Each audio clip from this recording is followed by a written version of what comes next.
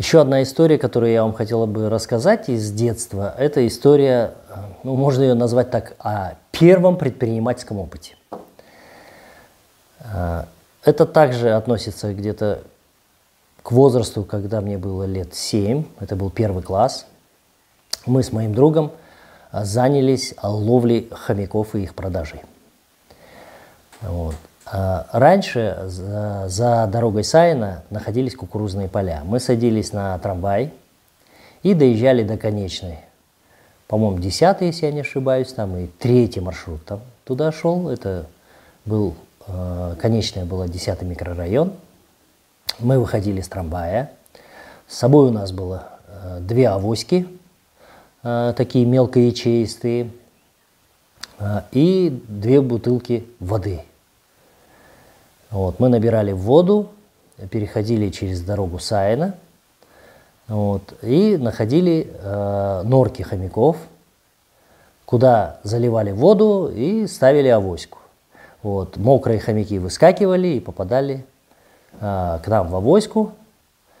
Вот, потом мы их приносили домой к моему товарищу, использовали в качестве, скажем так, временного содержания этих хомяков 3-литровые банки.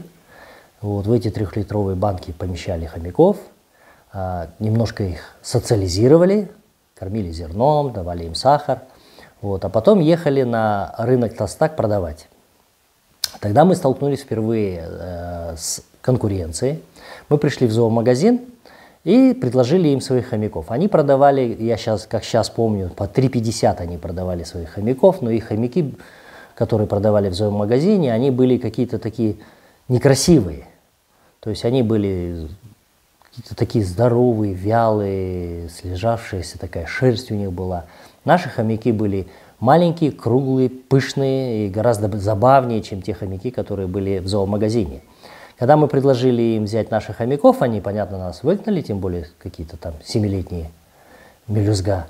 Вот. Мы развернули торговую точку недалеко от зоомагазина, прямо на базаре Тастака. Вот, и составили бешеную конкуренцию зоомагазину, то есть ни одного хомяка они не могли продать, поскольку все покупали наши. Тем более мы продавали своих хомяков по 1,5 рубля. Вот. На второй наш визит уже на этот базар Тастак, я помню, вышел продавец этого зоомагазина и сказал: ладно, так уж и быть, давайте я у вас куплю оптом. И мы ему продали оптом уже всех хомяков по 2 рубля. Вот, это был наш первый предпринимательский опыт, первый, скажем так, случай конкуренции, в которой мы победили. И тогда же я столкнулся с первым опытом рэкета. Вот, когда у меня уже появились деньги, ну мы же дети, и в принципе как бы не умеем молчать, да? Я начал показывать братьям, что вот у меня деньги, я заработал, продавая хомяков. По тем временам это были, конечно, сумасшедшие деньги. Вот. Мои братья тут же предложили мне сыграть в карты.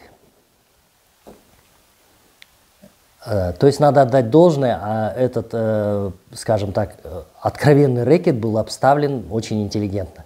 То есть они сели играть со мной в карты, но дальше, конечно, начался хлюздеж. Мы играли в 21, это, ну, не знаю, люди моего поколения знают, это очко игра называлась. Вот там надо набрать 21 очко. Вот, и суть игры, у кого больше, тот выигрывает. Но там дальше начиналось, конечно, уже чистый хлюздеж. То есть я играл с братьями, я понимал, что все равно так и так они у меня, скорее всего, эти деньги заберут. Вот, а здесь вроде как я сохранял лицо. Мы садились, играли в очко, допустим, я набирал, допустим, 19 очков, я говорил: все, мне хватит. Они говорили: нет, ты ошибаешься, тебе нужна еще одна карта. И насильно всучивали мне еще одну карту, и, понятно, у меня был перебор. Они говорили: ну, вот видишь, проиграл. Или происходило такое: я открывал свои карты и говорил: вот у меня там 18 очков, там 20 очков. А они, не открывая свои карты, говорили: у нас больше. И в итоге все равно выигрыш доставался им. Вот.